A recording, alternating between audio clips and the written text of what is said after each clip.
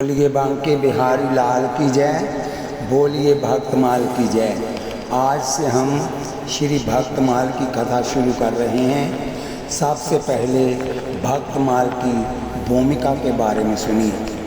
समस्त साधन समुच्चयों में भक्ति भगवान को सर्वाधिक प्रिय है। संसार के सभी कर्मकांडों में से भगवान को भक्ति ही प्रिय है। भक्ति मति शबरी से स्वयं भगवान श्री राम जी कहते हैं, मैं जीव को केवल भक्ति संबंध से स्वीकार करता हूँ, मुझे जात पात से कुछ नहीं लेना। यथा कह रघुनाथ सुन भामनी बाता, मानो एक भक्ति कर नाता। माता रघुनाथ जी शबरी से कहते हैं कि माता मैं तो एक भक्ति के नाते को ही मानता हूँ। भक्तिमान अत्यंत नीच प्राणी भी भगवान को प्राणों से भी अधिक प्रिय है। जो भक्ति करता है चाहे वो किसी भी जाति का हो, परंतु भक्तिहीन ब्रह्मा भी भगवान के लिए वैसे ही हैं जैसे सामान्य जीव। यथा भक्तिवंत अति नीचो प्राणी, मोहि प्राण प्रिया आसी मम बानी। भक्ति करने वाला भक्त मुझको अति प्रिय है। श्री भक्ति की इस महिमा के संबंध में सभी शास्त्रों एवं सदाचार्यों का मत एक ही है। वैसे तो भक्ति के इस महत्व का प्रतिपादन करने वाले वेद पुराण आदि प्राचीन एवं श्री रामचरित्र मानस आदि अर्वाचीन अनेक ग्रंथ हैं, परंतु श्री भक्तमाल सर्वोपरि है। ये निर्भ्रांत सत्य है। इस अद्वितीय भक्ति ग्रंथ के प्रणेता परम भागवत श्री नाभा जी ने अपने सदगुरु श्री अगर देवाचार्य जी की आज्ञा से भक्तों के परम पवित्र चरित्र के माध्यम से अनिर्वचनीय प्रेम लक्षणा भक्ति के स्वरूप का बड़ा ही मनोहारी चित्रण किया है। मंगलाचरण में भक्त भक्ति भगवंत गुरु चतुर नाम वपु एक। शरीर इनका एक ही है। भक्त हो भक्ति हो, भगवंत भगवान, गुरु नाम चार हैं लेकिन शरीर एक है, महत्व एक है कहकर संत सदगुरु भक्ति और भगवान का तात्विक एक निरूपण जय जय मीन वर्राह कमठ नरहरि बलि वामन आदि के द्वारा समस्त अवतारों का तात्विक अभेद वर्णन सभी संप्रदायचार्यों एवं सभी संप्रदाय के संतों का समान भाव से श्रद्धापूर्व संस्मरण श्री भक्तमाल की सबसे बड़ी विशेषता है। इससे श्री नाभा जी के परम दार्शनिकता, परम रसिकता एवं परम उदारता का परिचय मिलता है। श्री नाभा जी के आदेश से लिखी गई है। श्री भक्तमाल के ऊपर वैष्णव रतन श्री प्रियादास जी की भक्ति रस बोधनी टीका स्वर्ण में सुगंध सदृश है। इससे श्री नाभा जी के हार्दिक अभिप्रायों को समझने में बड़ी सहायता मिलती है। यही कारण है कि ये टीका भी वैष्णव समाज में मूलवंत ही परम आधार को प्राप्त हुई। संपूर्ण ग्रंथ में भक्त भक्ति भगवंत और गुरु के गुण स्वरूप स्वभाव आदि प्रभाव आदि का विशद विमोचन किया गया है। ग्रंथ के पूर्वार्ध में परम परात्पर प्रभु के 24 अवतारों एवं श्री राम बद्ध के श्री चरण चिन्ह वर्णन के साथ सतयुग त्रेता द्वापर के भक्तों की पुनीत चर्चा की गई है तथा उत्तरार्ध कलयुग के भक्तों की पवित्र गाथा से परिपूर्ण है। भक्तों का चरित्र वर्णन करते हुए ग्रंथकार श्री नाभा जी एवं टीकाकार मतलब जिसने इसका सरल अर्थ किया है श्री प्रियादास जी ने नवदा दशदा प्रेमा परा आदि भक्ति के विविध स्वरूपों ज्ञान वैराग्य तप त्याग शील सदाचार सत्य अहिंसा क्षमा दया समानता अमानता आदि सद्गुणों भक्तों की रहनी भक्तों के भगवान के प्रिया दिव्य भव्य भाव उनकी सनिष्ठा तथा भगवान की भक्तवत्सला भक्त प्रियता सोलंबय सुशीलय कृपालुता आदि दिव्य गुणों का बड़ा हृदय स्पर्शी वर्णन किया है। श्री भक्तमान भक्तों का सर्वस्व है। इसमें वर्णित श्री लक्ष्मी जी हनुमान जी श्री अम्बरीश जी आदि श्री भागवत सेवा निष्ठा श्री सदावर्ती जी श्री हरिपाल जी श्री तरलोचन जी आदि की साधु सेवा निष्ठा श्री परीक्षित जी की श्रवण निष्ठा श्री सुखदेव जी श्री जयदेव जी श्री तुलसीदास जी श्री सूरदास जी आदि की कीर्तन निष्ठा श्री ध्रुव जी श्री प्रहलाद जी की समरण निष्ठा श्री पृथु जी की पूजा निष्ठा श्री अक्रूर जी आदि की वंदन निष्ठा श्री अर्जुन जी विप्र सुदामा जी श्री मधुमंगल जी सोवला आदि ग्वाल बाल गोविंद स्वामी आदि की संख्या निष्ठा श्री बलि जी श्री विभीषण जी आदि का आत्म निवेदन जी श्री नंद जशोदा श्री विठलनाथ जी श्री कर्मा भाई जी आदि श्री वात्सल्य निष्ठा जिन्होंने भगवान से प्रेम किया है श्री हनुमान जी अम्बरीश जी आदि की दास्य निष्ठा श्री गोपिका वृंद श्री मीरा भाई जी स्वामी श्री हरिदास जी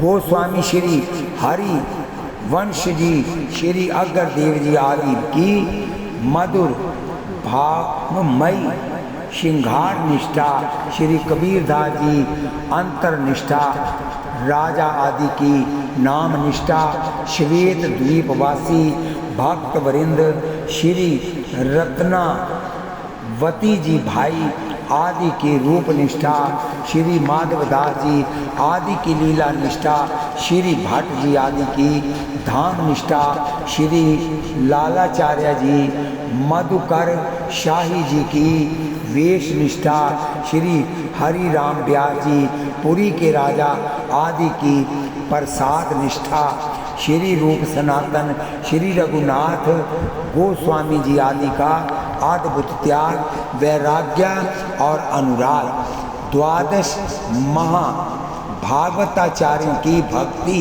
निष्ठा श्री चैतन्य महाप्रभु जी का लोकोत्तर प्रेमोन्माद आदि परमार्थ पथ के पथिकों के लिए परम आदर्श एवं अनुकरणीय है। भक्त चरित्रों का श्रवण एवं स्वाध्याय करने से इन सब का एक साथ सम्यक बोध हो जाता है। इसी से श्री भक्तमाल भक्तों को अत्यंत प्रिय है। भक्तों को तो प्रिय है ही है और भगवान विष्णु वैकुंठ में बैठे लक्ष्मी जी को श्री भक्तमाल की कथा सुनाते हैं। भक्तों को भक्तमाल प्रिय है और भगवान को भी प्रिय है। महत्व की बात ये है कि ये श्री भक्तमाल भक्तों को अत्यंत प्रिय होने के साथ साथ भगवान को भी परम प्रिय है।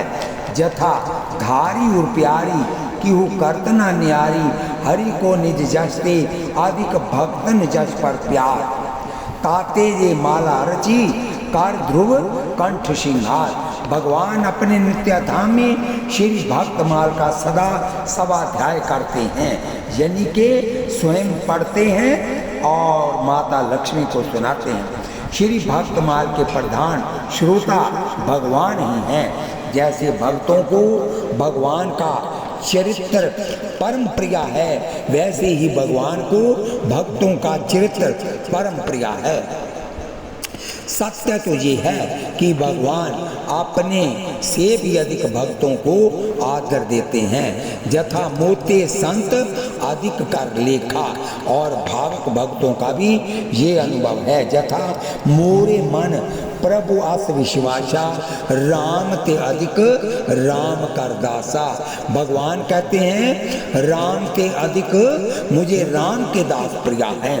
ऐसे महिमा मंत्र, महिमामय ग्रंथ श्री भक्तमाल के भावों को हृदयंगम कराने के लिए सुधी संतों के द्वारा आज तक इस ग्रंथ पर बहुत से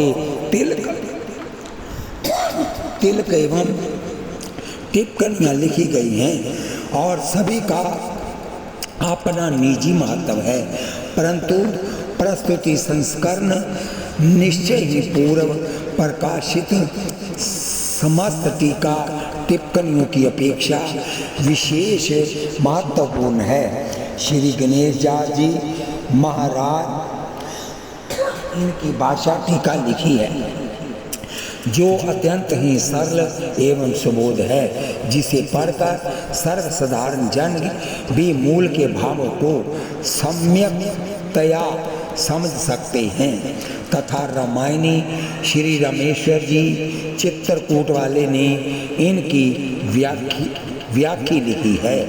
श्री भक्तमाल जी की इतनी विस्तृत, विशद और भावपूर्ण व्याख्या आज तक नहीं प्रकाशित हुई थी। श्री नाभा जी एवं श्री प्रियादास जी के भावों का सम्यक दिग्दर्शन कराने वाली विविध पौराणिक एवं संत समाज में प्रचलित कथाओं और प्रमाण रूप श्लोक, कवित आदि विविध छंदों प्रसंग का सम्यक बोध कराने वाले सुंदर दृष्टांतों से समलंकृत ये व्याख्या अवश्य ही अभूतपूर्व एवं अद्वितीय है। इन दोनों ही महानुभावों ने बड़े ही अध्ययन एवं अध्यवसाय पूर्वक इस ग्रंथ की भाषा, टीका एवं व्याख्या प्रस्तुत करके वैष्णव जगत को एक मूल्य निधि प्रदान की है। भाषा, टीका एवं व्याख्या की सरलता एवं गंभीरता का अनुभव आप स्वयं इसका अध्ययन करके प्राप्त करेंगे, आप सुन करके प्राप्त करेंगे। ग्रंथ का पूर्वार्ध प्रथम खंड आपके कर कमलों में है। उत्तरार्ध का प्रकाशन भी हो चुका है। ये ग्रंथ प्रेमी जनों का तो जीवन धन है ही, उन्हें तो भक्ति रसार्णव में सराबोर करने वाला ही विमुखों एवं नास्तिकों के हृदय को भी आस्तिक बनाने में परम समर्थ है। अतः इस ग्रंथ के 4 भाग हैं और आज से मैं पहले भाग की कथा शुरू कर रहा हूँ। बोलिए श्री नाभा जी महाराज की जय। ये सबसे पहले भक्त हुए हैं। हनुमान वंश ही में जन्म प्रशंस जाको भयो दृकहीन सो वनीत बात धारिये उमरी वर्ष 5 मानी के अकाल आँच माता वन छोड़ी गई विपत्ति विचारिये कील अगर ताही डगर दर्श दियो लियो यूं अनाथ जानी पूछी सोचारिये बड़े सिद्ध जल लैक मंडलू सो सींचे नैन चैन भयो खुले चख जोड़ी को निहारिये। बोलिए वृंदावन बिहारी लाल की जय। भाव अर्थ ये है कि श्री नाभा जी का जन्म प्रशंसनीय हनुमान वंश में हुआ था। आचार्य जनक एक नई बात ये जानिए कि ये जन्म से ही नेत्रहीन थे। नेत्रों की जगह पर एक इनके नेत्र दिखाई ही नहीं देते थे। इसके ऊपर भी जैसे हमारा शरीर त्वचा से ढका हुआ है, उनके नयन भी ढके हुए थे। और जब आपकी आयु 5 वर्ष की हुई, उसी समय अकाल के दुख से दुखित इनकी माता इन्हें वन में छोड़ गई। माता और पुत्र दोनों के लिए ये कितनी बड़ी विपत्ति थी। और उनके तो नेत्र ही नहीं थे नाभा जी के, और माता ने कितना हृदय कठोर किया होगा कि इनको जंगल में छोड़ करके चली गई। इसे आप सोचिए, दैव योग से श्री किल्ह देव जी और श्री अग्गर देव जी दोनों महापुरुष उसी मार्ग से दर्शन देते हुए निकले। बालक नाभा को अनाथ जानकर जो कुछ दोनों ने पूछा, उसका इन्होंने उत्तर दिया। वह बड़े भारी सिद्ध संत थे। कौन? श्री किल्हदेव और श्री अग्गर देव जी। उन्होंने अपने करमंडल से जल लेकर नाभा जी के नेत्रों पर छिड़क दिया। संतों की कृपा से नाभा जी के नेत्र खुल गए और सामने दोनों संतों को उपस्थित देखकर इन्हें परम आनंद हुआ। बोलिए वृंदावन बिहारी लाल की जय। हनुमान वंश दक्षिण में एक ब्राह्मण थे। व्याख्या सुनिए। सब प्रकार से संपन्न होने पर भी संतान बिना दुखी रहते थे। एक बार एक संत आपके घर आए। इन्होंने संत का बड़ा सत्कार किया।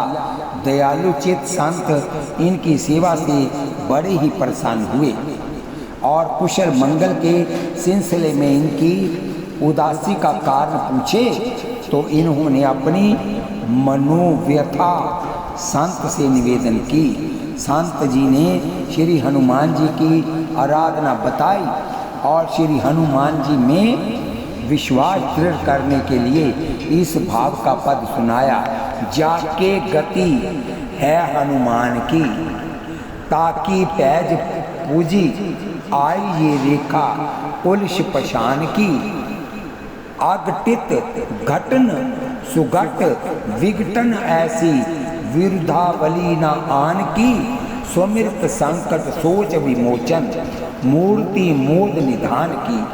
तापर सानुकुल गिरजा हर लखन राम और जानकी।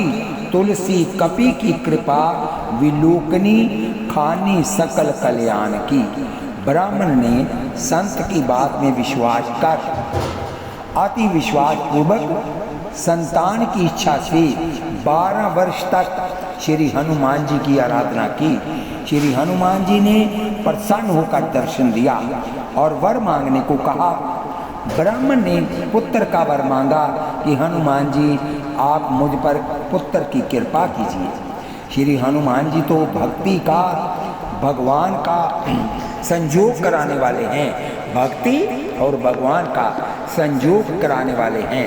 सो ब्राह्मण ने हनुमान जी से भक्ति न मांग कर भगवत दर्शन न चाहकर पुत्र मांगा।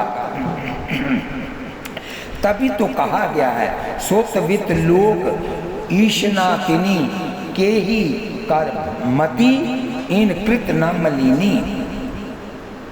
हाँ, तो हनुमान जी ने कहा भाई पुत्र का ठेका तो हमारा नहीं है, ये तो भगवान के अधीन है। बोलिए वृंदावन बिहारी लाल की जय।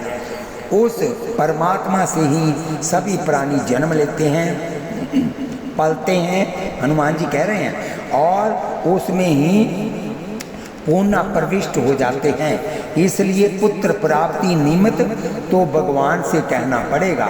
मैं आपकी सिफारिश भगवान से करूंगा जाकर। तुरंत हनुमान जी ने जाकर भगवान से निवेदन किया।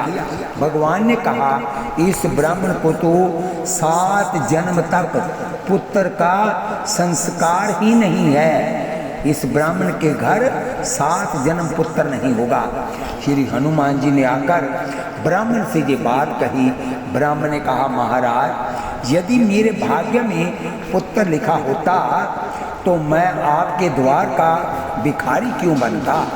आप समर्थ हैं, जता समर्थ सुवन समीर के रघुबीर प्यारे।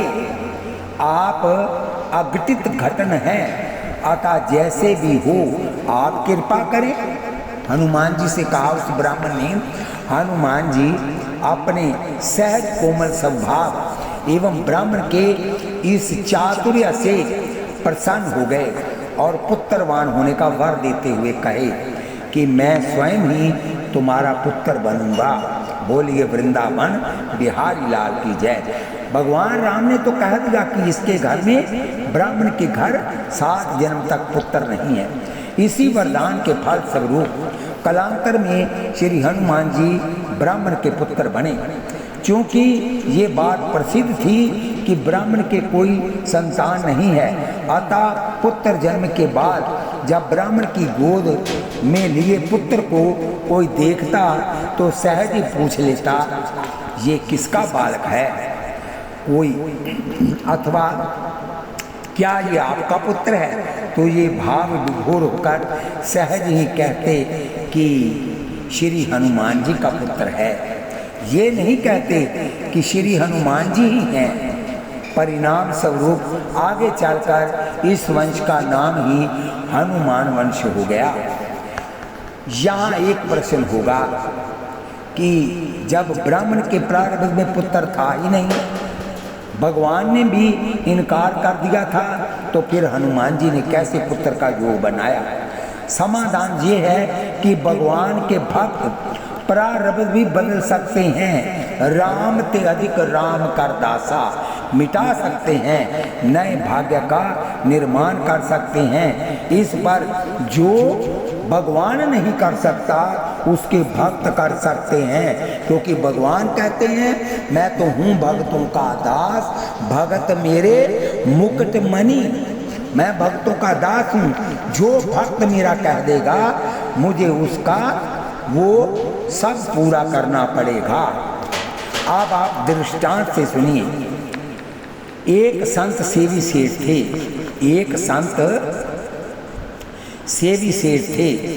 धन धान्य से परिपूर्ण होकर भी संतान बिना दुखी रहते थे। एक बार संत सेवा के प्रभाव से इन्हें श्री नारद जी का दर्शन हुआ और इन्होंने देव ऋषि वरे से सनातन के संबंध में जिज्ञासा की। श्री नारद जी ने भगवान से पूछकर बताने को कहा। कुछ दिन बाद श्री नारद जी पुनः सेठ जी को दर्शन दिया और कहा, भगवान ने तो कहा है कि 7 जन्म तक तुम्हें पुत्रहीन रहना है। सेठ भी ये सुनकर निराश हो गए।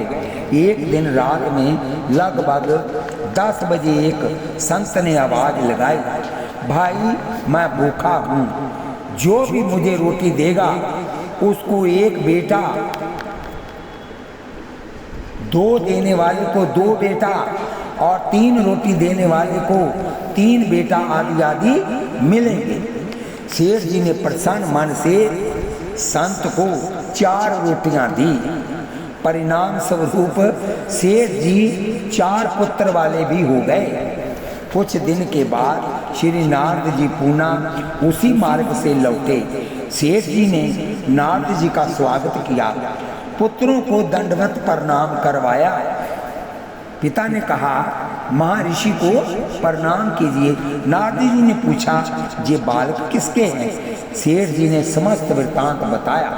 श्री नारद जी झुंझलाए हुए भगवान के पास चले गए। उनको गुस्सा आ गया कि आपने तो कहा था इसके घर में 7 जन्म पुत्र नहीं है।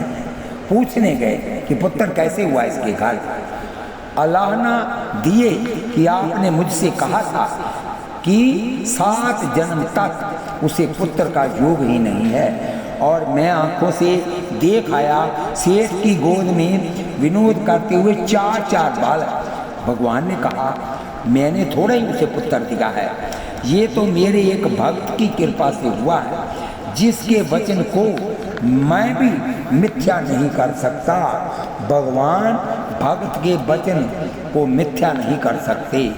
भगवान कहते जो मैं नहीं कर सकता वो मेरे भक्त कर सकते हैं। मैं तो हूँ भक्तों का दास, भक्त मेरे मुक्त मणि।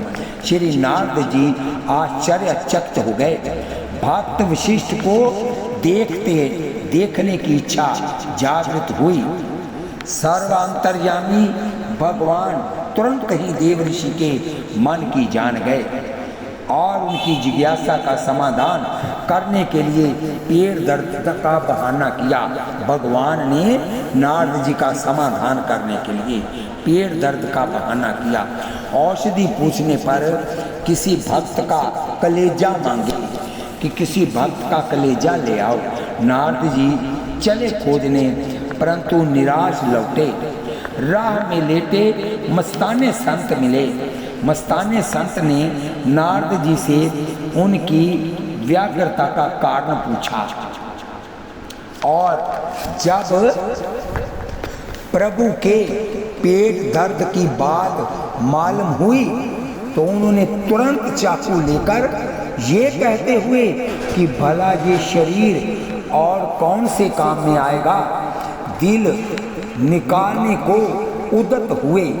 भगवान तत्काल प्रकट हो गए और बोले नारद ऐसे भक्तों की बात रखनी ही पड़ती है। श्री नारद जी को भी अपनी भूल का भान हुआ। नारद जी ने अपना कलेजा क्यों नहीं दिया कि कलेजा तो मेरे पास भी था परंतु मैं ना दे सका। धन्य है ऐसे भक्त। श्री हनुमान जी तो ऐसे भक्तों में भी शिरोमणि हैं। अतः यदि उस पुत्र संस्कारहीन ब्राह्मण को पुत्रवान बनाए तो इसमें आश्चर्य ही क्या है।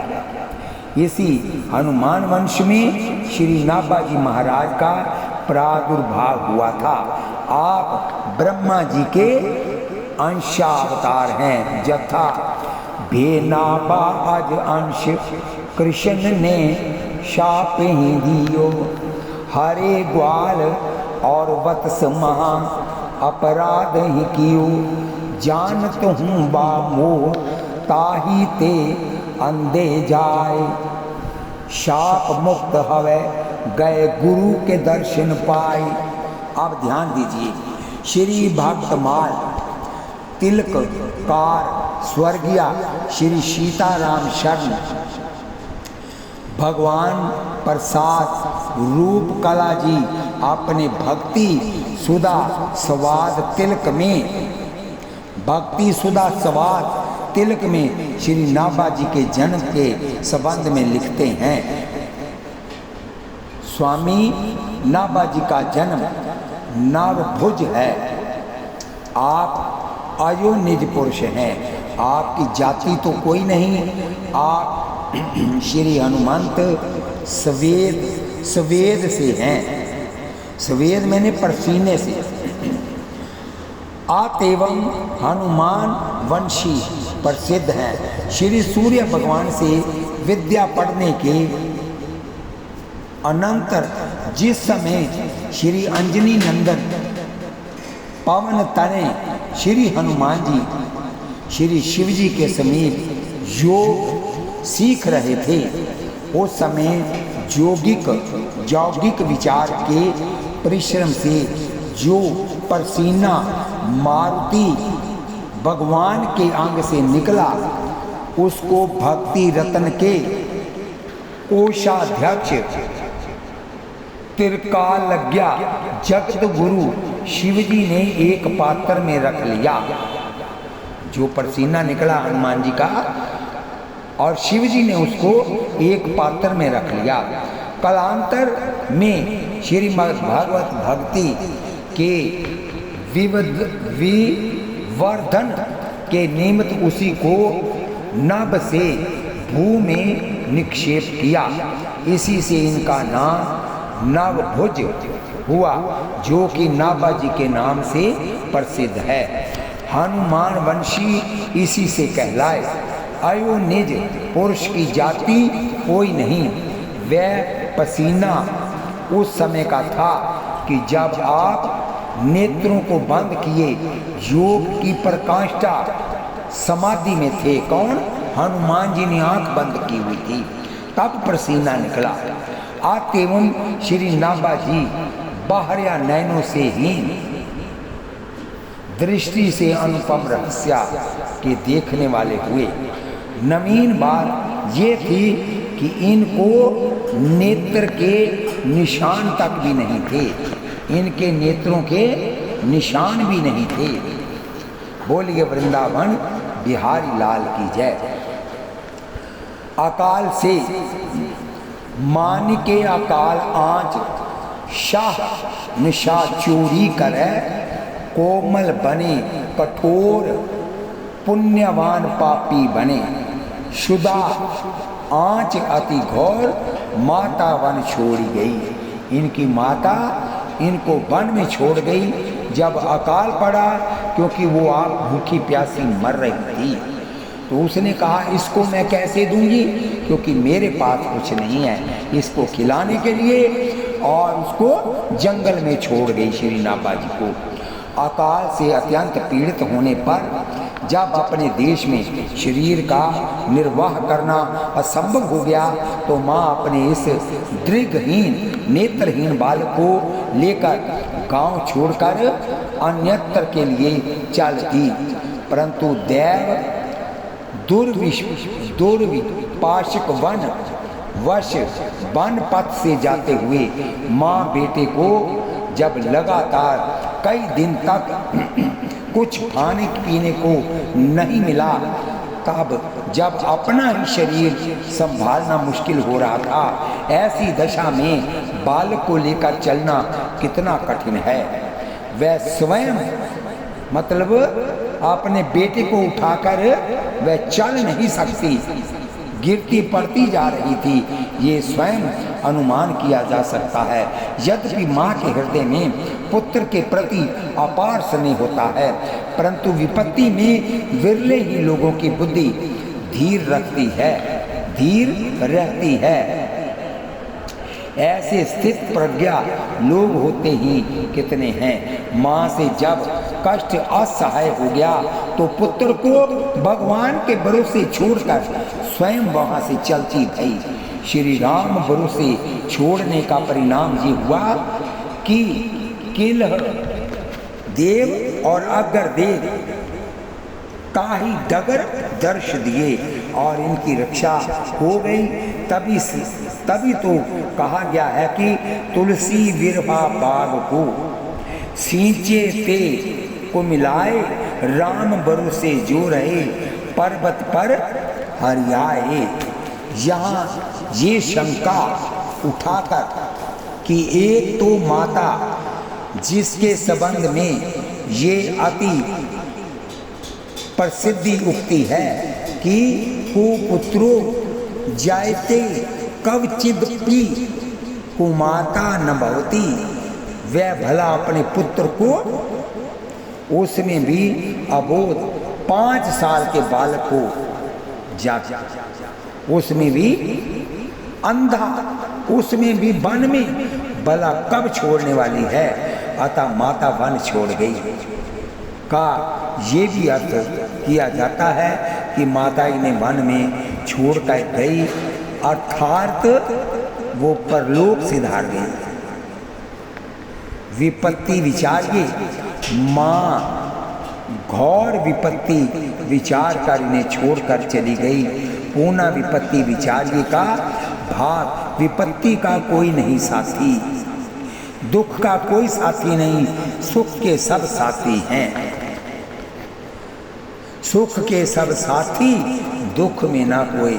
माँ भी बेटे को छोड़कर चली गई, संसार छोड़ गई। इसी से कहा है मातु पिता स्वार्थरत ओ, संसार तो स्वार्थ का साथी है। जथा सुन रहीम संपत्ति सगे बनत बहुत बहुरीति, विपत्ति कसोटी जे कसे तेई सांचे मीर।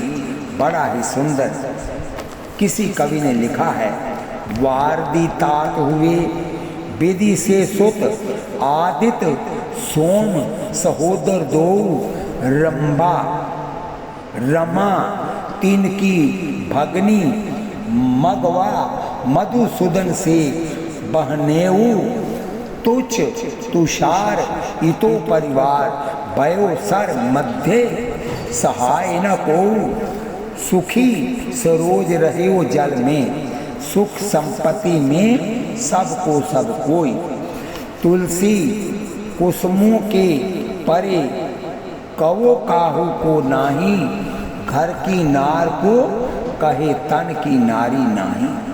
श्री नाभा जी के साथ भी ऐसा ही हुआ। विपत्ति पर विपत्ति 5 साल की अवस्था नेत्रहीन वन में भूखे प्यासे एक सहारा माँ थी वह भी चलती बनी अतः नाभा जी की विपत्ति विचारी। अब इसमें एक दृष्टांत आता है, सुनिए। गोस्वामी तुलसीदास जी का अभुक्त मूल नक्षत्र में जन्म होने से पिता ने त्याग दिया। जन्मेजे सुत मोर अभागो मही सो जिए व मरे मोह शोक नाही। माता के कहने से चुनिया दासी अपने घर हरिपुर ले गई। किसको? तुलसीदास जी। परंतु विधि की विडंबना तो देखिए, 5 साल के बाद वह भी असहाय बालक राम भोला मतलब तुलसी को छोड़कर परलोक चली गई। तब श्री शिव पार्वती ने सार संभाल किया। स्वप्न में आदेश देकर श्री नर हरि हरियानंद को लालन पालन शिक्षा दीक्षा का दायित्व सौंपा। किन्होंने? शिव जी ने। श्री सद्गुरुदेव नर हरियानंद को पाकर तुलसीदास सन्यास हुए और किहल देव अग्गर देव जी को पाकर नाभा जी सन्यास हुए। वाह! नरहरि सन्यास हुए तुलसीदास को पाकर और नाभा जी सन्यास हुए किलह देव अग्रसेन को पाकर।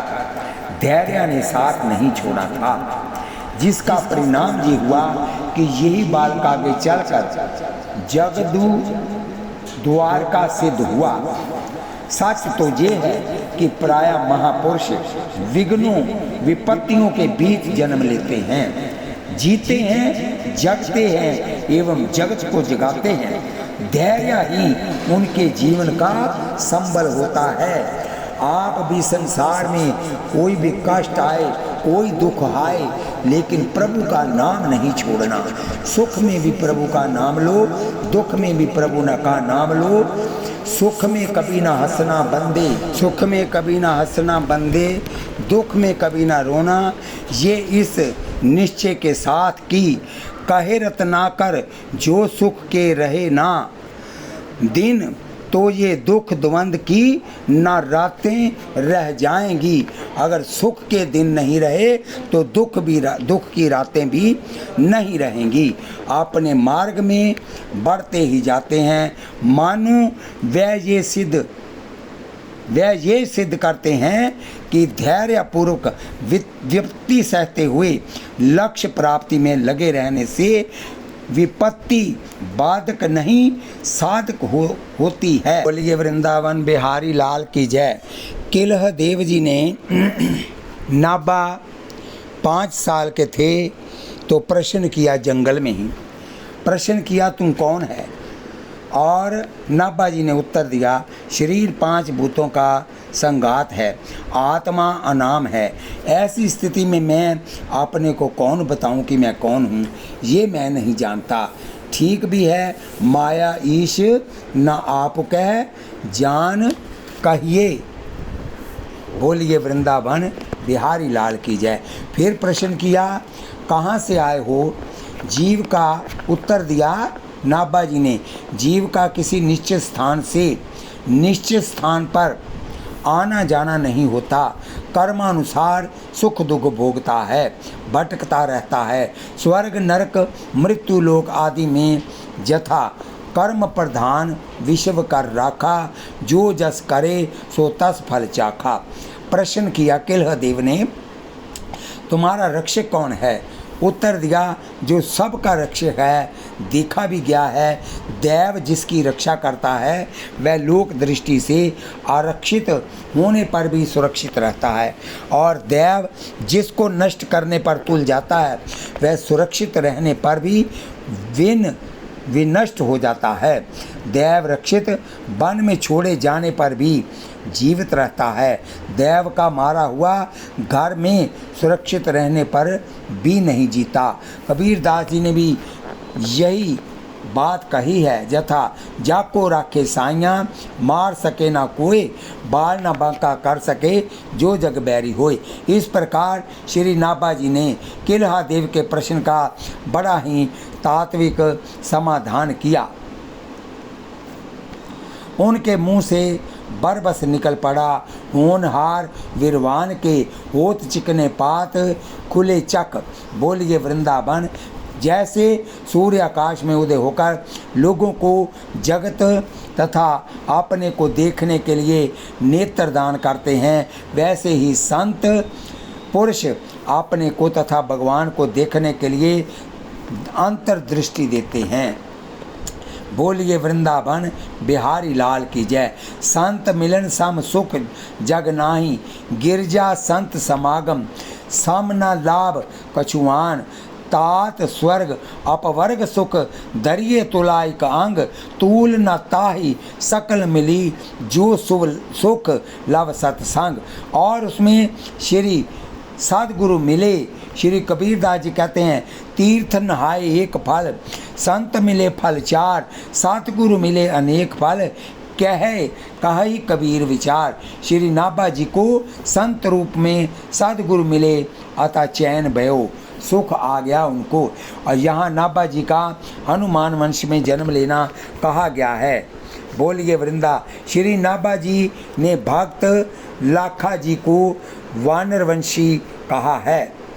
परमहंस बंशनी में भयो विभागी वानरो, और लाखा नाम भक्तवा को बानरो बखान, कियो कहे जग डोम जासो मेरो शिर मोर है।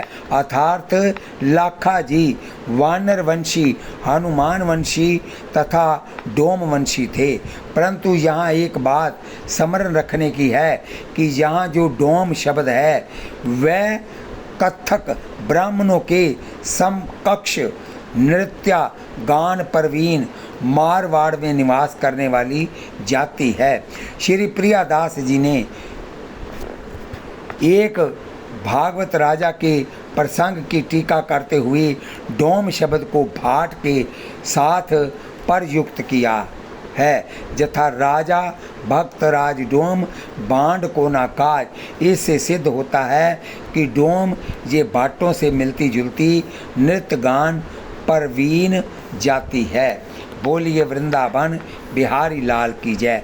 रीवा नरेश श्री रघुराज सिंह जी ने अपनी राम रसिकावली भक्तमाल में श्री नाभा जी को लांगुली ब्राह्मण वंश का सुपष्ट कहा है, जथा सो शिशु लांगुली द्विज केरो। इससे स्पष्ट होता है कि वानर वंश अथवा हनुमान वंश या डोम वंश ये कथक ब्राह्मणों के समकक्ष एक ब्राह्मण वंश ही है। विद्वानों के मत से श्री नाभा जी इसी वंश के थे। एक बार जयपुर नरेश महाराज मान सिंह जी श्री अग्रदास जी से अनुनय विनय कर उपदेश श्रवणार्थ श्री नाभा जी को जयपुर लिवा ले गए। उपदेश सुनकर बड़े प्रभावित हुए। राज दरबार के पंडितों को नाभा जी का ये प्रभाव ईर्ष्या का विषय बन गया और नाभा जी भिड़ गए। राज दरबार में राजा के सामने ही तरह तरह के प्रश्न किए, परंतु सबका समुचित उत्तर पाकर हार कर अंत में नाभा जी का मान भंग करने के लिए बिना सोचे समझे जाति संबंध प्रश्न किए। प्रथम तो नाभा जी ने उनके प्रश्न को ही व्यर्थ ठहराया। जाति ना पूछो साधु की, पूछ ले हो तुम ज्ञान, मोल करो तलवार का, पड़ा रहन दो म्यान। बोलिए वृंदावन बिहारी लाल की जय, बोलिए जुगल सरकार की जय। भगवदी ग्रह की उत्पत्ति का उपादान कारण कि ये धातु की है या पाषाण की, वैष्णव की उत्पत्ति और मातृयोनि परीक्षा करना, इन तीनों को पंडित जन तुल्य कहते हैं, अर्थात ये महापाप है। फिर आपने कहा मृतक चीर जूठनी वचन, काक विष्ट और मित्र शिव निर्मालय आदि द्वय ये सब वस्तु पवित्र दोहे का स्पष्टीकरण। बोलिए वृंदावन बिहारी लाल की जय, बोलिए जुगल सरकार की जय। श्री नाभा जी के इस शास्त्र सम्मत वचन को सुनकर पंडित लोग बड़े ही लज्जित हुए। तब उनका सोच मिटाने के लिए परम साधु श्री नाभा जी बात का पैंतरा बदल कर बोले, आप लोग तो सर्वशास्त्र ज्ञाता हैं, सब जानते हैं, परंतु हमारे मुख से सुनने के लिए ऐसा प्रश्न किए। आप लोगों के साथ शास्त्र संबंधी विचार कर मैं अपने को धन्य मानता हूँ। धीर नाभा जी के इन गंभीर वचनों से ब्राह्मण भी बड़े प्रभावित हुए।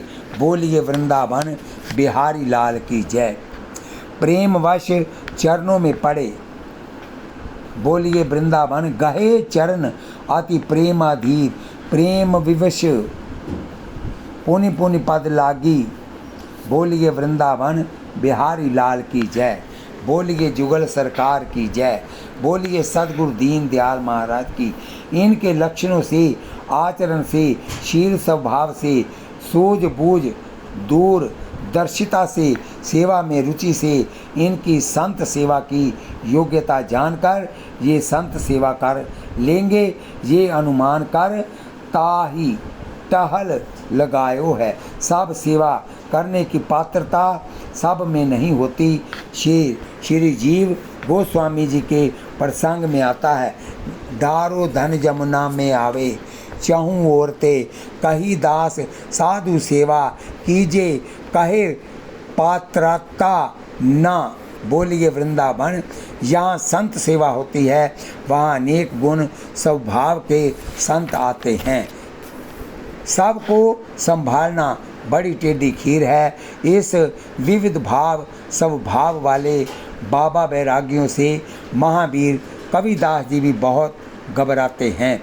सुनिए उन्हीं के शब्दों में, कोई जटाधारी कोई मठधारी है, कोई इंद्रिय जीत भारी। कहे कबीर सुनो भाई साधो, खोपड़ी खोपड़ी गति न्यारी। सबकी खोपड़ी अपनी अपनी है और सबकी गति अपनी है। एक बार श्री मध्वल्लभाचार्य जी से किसी वैष्णव ने पूछा, सबसे श्रेष्ठ कौन है?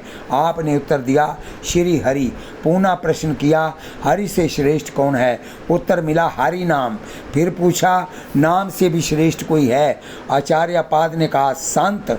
वैष्णव ने फिर पूछा, संतों से भी श्रेष्ठ कुछ है? आचार्य प्रभु ने कहा, संतों की सीख प्रसादी, क्या इससे भी श्रेष्ठ कुछ है? इसके उत्तर में आपने कहा, मैं त्रिवा वाच्यापूर्वक कहता हूँ, संतों की सीत प्रसादी से बढ़कर कुछ नहीं है।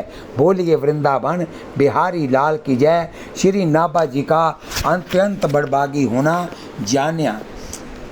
महाप्रसाद में श्री गोविंद भगवान के नाम में ब्राह्मण और वैष्णव में सवलप पुण्य वालों को विश्वास नहीं होता।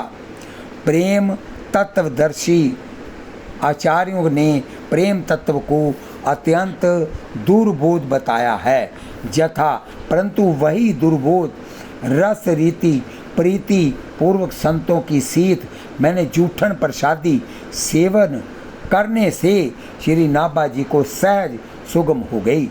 संतों की सीत प्रसादी के संबंध में देव ऋषि नारद भी अपना पूर्व चरित्र वर्णन करते हुए कहते हैं कि उन संतों की अनुमति प्राप्त करके बर्तनों में लगा जूठन मैं दिन में एक बार खा लिया करता था। इससे मेरे सारे पाप धुल गए। इस प्रकार उनकी सेवा करते करते मेरा हृदय शुद्ध हो गया और वह लोग जैसा भजन पूजन करते थे उसी में मेरी भी रुचि हो गई। रस की प्रेम की रीति या तो रस स्वरूप भगवान जानते हैं जहाँ उनके कृपा भाजन भक्त। बोलिए वृंदावन बिहारी लाल की जय।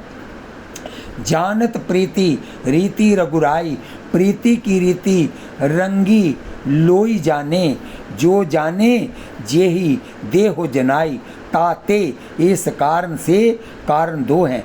एक तो संत सीत में संत सीत सो अनंत प्रीति ताते, दूसरे जानी रस रीति ताते। व संत सीत में अनंत प्रीति ताते जानी रस रीति और जानी रस रीति ताते।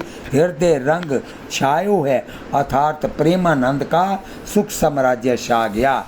बोलिए वृंदावन बिहारी लाल की जय। बोलिए लाडली लाल की जय। बोलिए जुगर सरकार की जय। अनूप महाभारत के युद्ध में कौरवों की ओर से लड़ते हुए द्रोणाचार्य जब पांडवों की सेना का संहार करने लगे तब श्री कृष्ण भगवान ने अर्जुन से कहा कि अब तो द्रोणाचार्य का वध किए बिना काम नहीं चल सकता। परंतु अर्जुन को गुरु वध करने की हिम्मत नहीं हुई। भगवान ने भीम के द्वारा अश्वत्थामा नाम के हाथी को मरवा डाला। द्रोणाचार्य के पुत्र का भी अश्वत्थामा नाम था और वह उसको बड़े ही प्यारे थे। जब अश्वत्थामा मारा गया ये आवाज़ दुर्योधन के कानों में पहुंची तो उन्होंने धर्मराज युधिष्ठिर से पूछा कि कौन अश्वत्थामा मारा गया। युधिष्ठिर ने कहा अश्वत्थामा हतो नरो व कुंजरो वा, अर्थात अश्वत्थामा मनुष्य मारा गया या हाथी। द्रोणाचार्य या हाथी इस अंश को सुन न सके। राजनीति का पालन करते हुए धर्मराज ने सत्य की रक्षा करना चाहा पर वह न हो सका। असत्य बोलने का कलंक उनके जीवन पर लग ही गया। अस्तु पुत्र मरण सुनकर ज्यों ही द्रोणाचार्य मूर्छित से हुए त्यों ही धृष्टद्युम्न ने उनका मस्तक काट लिया। नरो व कुंजरो वा ये वाक्य तभी से कहावत के रूप में प्रयुक्त होने लगा। बोलिए वृंदावन बिहारी लाल की जय। नाभा की जीवनी को हम यहीं पर विश्राम देते हैं और आप कथा सुनते वक्त हाथ में माला लीजिए और जीभा से नाम जपिए, कानों से कथा सुनिए और आँखों से प्रभु के दर्शन कीजिए और कथा को सब्सक्राइब लाइक शेयर कीजिए। शेयर की हुई कथा आपकी जहाँ तक जाएगी जो लोग सुनेंगे उसका आधा फल आपको भी मिलेगा। आप आशीर्वाद के रूप में अपने भाई को बेटे को आशीर्वाद में सब्सक्राइब लाइक शेयर कीजिए ताकि मेरा भी हौसला बढ़ता रहे कथा करने में। बोलिए वृंदावन बिहारी लाल की